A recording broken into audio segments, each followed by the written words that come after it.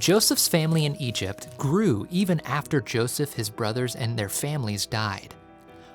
All the people in this family were known as Israelites because they came from Joseph's father, Jacob, who was also called Israel. When a new Pharaoh came to power in Egypt, he was afraid of the Israelites. Pharaoh worried they would all fight against him. So Pharaoh made the Israelites slaves, and he gave them very hard work to do. Still, their families grew. So Pharaoh ordered for all their baby boys to be killed. Around this time, a woman gave birth to a son. She hid him as long as she could, and then she put him in a basket and set the basket along the bank of the Nile River. Soon, Pharaoh's daughter went to the river to take a bath. She found the baby and felt sorry for him. Pharaoh's daughter wanted the baby to be her son. The princess named the baby Moses. Moses grew up as a prince in Egypt. One day, he saw an Egyptian man mistreating an Israelite man. Moses killed the Egyptian and then fled from Egypt. He worked as a shepherd in another land for many years. Back in Egypt, the Israelite people were miserable. They cried out to God, and God heard them. He had a plan to take them.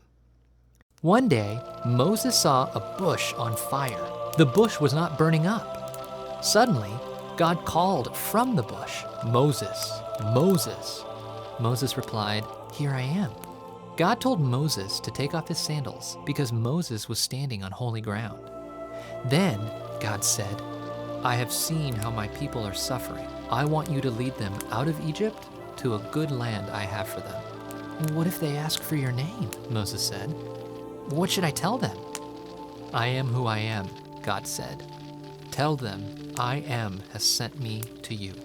What if they don't believe me?" Moses asked. So God gave Moses 3 miraculous signs to prove that God had appeared to him. Moses' staff would turn into a snake. His hand would become diseased and then healed. And water from the river would turn into blood. But Moses still made excuses. He said, "Please send someone else."